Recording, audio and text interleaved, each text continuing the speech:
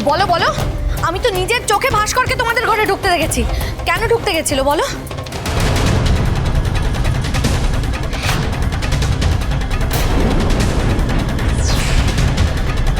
আয়ুষ, বলো, ভাস্করই তোমাদের আসল দাদা ভাই?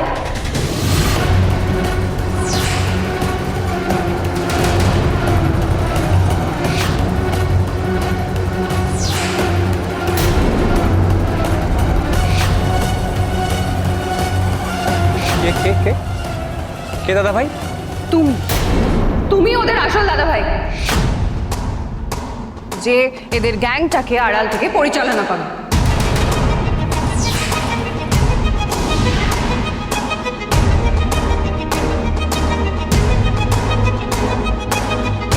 কি বলছো তোমরা? আমাদের বাড়িতে এত বড় একটা চোর? হ্যাঁ হ্যাঁ, ও ও সব পারে, সব পারে। ও বাবা মার সঙ্গে সে জালিয়াতি করে, সে অন্য লোকের সঙ্গে জালিয়াতি করে টাকা পয়সা মেরে দিতে পারবে না? ও সব পারে, আলবাত পারে। এই বুড়াই, একদম চুপ, একদম চুপ। ভাই আমার বলছে, দেখ আমার বলছে বাবাকে। ওই হাত বাস্ত, আমার পয়সা ফেরত দে, আমার টাকা ফেরত। আমাকে ফালতু ফাঁসানো হচ্ছে স্যার। কেউ তোকে ফাঁসায়নি ভাস্কর, তুই নিজে আমাদের সবাইকে ফাঁসিয়েছিস। আমাদের পাইস হোটেল থেকে ক্যাশ বাক্স ভেঙে টাকা চুরি করেছিস আর দোষ দিয়েছিলিস ঐশানীর ওপরে, দিসনি?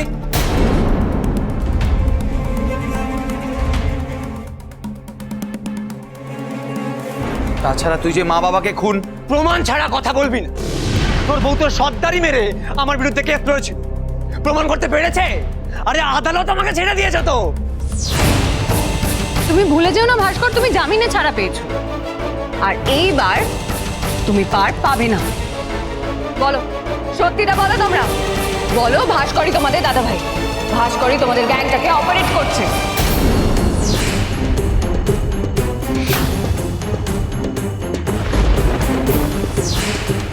তোমরা ভালোই ভালো সত্যিটা স্বীকার করে নাও বলছি। উনি কেন দাদা ভাই হতে যাবেন?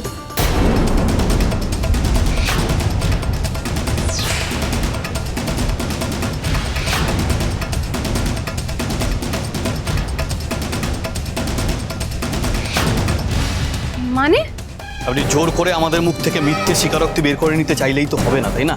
নিজেদের খুব চালাক মনে করো না? আর ভাস্কর যখন তোমাদের ঘরে ঢুকেছিল তখন? এক মিনিট, আমি ওদের ঘরে কবে ঢুকেছিলাম?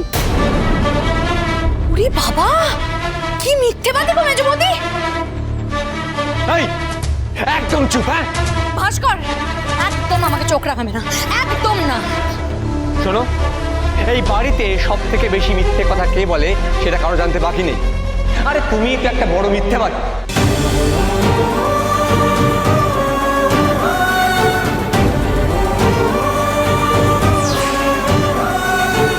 ভাস্কর, মুখ সামলে কথা বল। শিউলি বোকা হতে পারে, ভুলভাল কথা বলতে পারে, কিন্তু সজ্ঞানে কোনোদিন কারো ক্ষতি করেনি। ভুল ঢাকতে মিথ্যে কথা বলা আর মিথ্যে কথা বলে কাউকে ফাঁসানোর মধ্যে একটা পার্থক্য আছে। আরে তুই আর তোর বউ তো নির্লজ্জ, বেঈমান।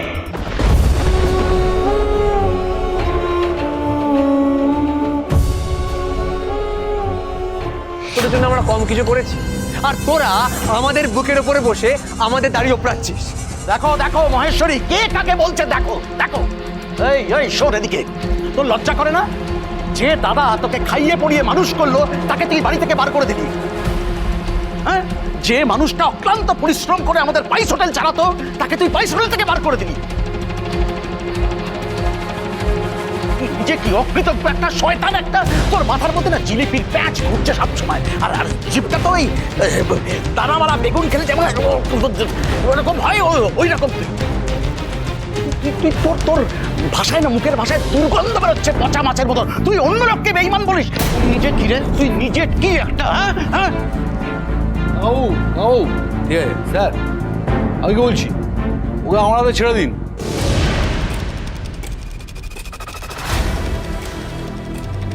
তারপর দেখবেন ওকে হ্যাঙ্গারে টাঙিয়ে একটু কুইজ কুইজ খেলবো, সব সত্যি কথা বেরিয়ে আসবে বড় বড় করে। ওই জোলাপ খেলে এরকম বড় বড় করে বেরিয়ে আসে, সব বড় বড় করে সব সত্যি বেরিয়ে আসবে। ঠিক আছে? এই কি স্যার স্যার আমি তো বারবার বলছি, ওরাও সবাই বারবার বলছে আমি দাদা ভাই নই, আমি চিনি না দাদা ভাইকে। তুমি সব জানো ভাস্কর, সব জানো। মুখটাই আসলে একটা মুখোশ। প্রমাণ কোথায়?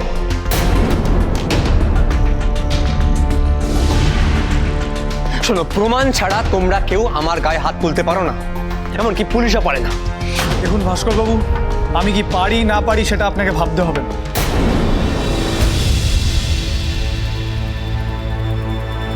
মিসেস ঘোষ, আমি তাহলে এদের থানায় নিয়ে যাচ্ছি।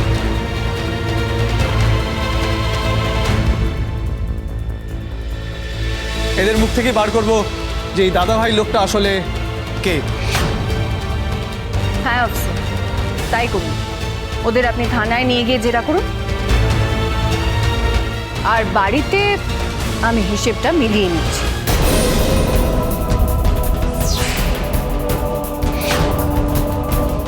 এই নিয়ে চলো এদেরকে।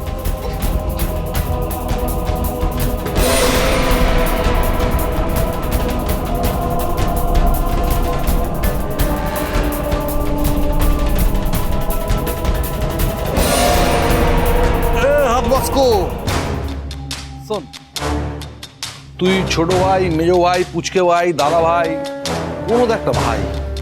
ঐশানি বলেছে, তার মানে তুই একটা ভাই। তুই ঐশানির সাথে লাফড়া করেছিস, ঠিক আছে? ঐশানিকে ডেঞ্জারে ফেলেছিস, ঐশানিকে মারতে চেয়েছিস, তোর এত সাহস, তাও আমি থাকতে তোর আমি লাশ ফেলে দেবো। আর যতদিন না তোর লাশ আমি ফেলছি, ততদিন খোকনের মনে পিস নেই।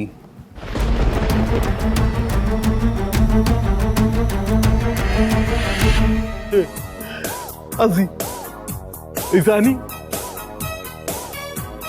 ও আড়াও ওটা ভাই কথা ছিল, বলছি যে তুইও সাদা আমিও সাদা। Tata tata.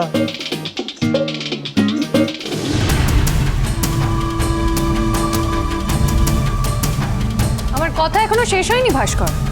কিন্তু আমার কথা শেষ, আর আবারও এটা প্রমাণ হয়ে গেল যে তুমি আমাকে আবার ফাঁসানোর চেষ্টা করেছিলে।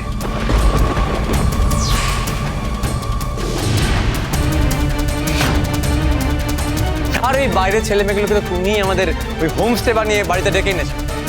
তাই ভালোই ভালোই বলছি, সব হোমস্টে ফোমস্টে তুলে দাও। বন্ধ হবে না। তুই কে রে? তুই কে বলার? বন্ধু হরগৌরী হোমস্টে চালু করেছে।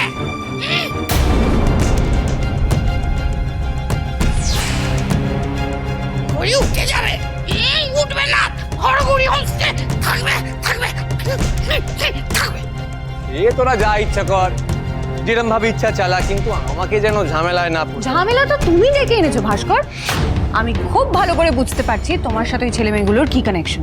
তুমি যতই অস্বীকার করো না কেন, আমি জানি যে তুমি দাদা ভাই।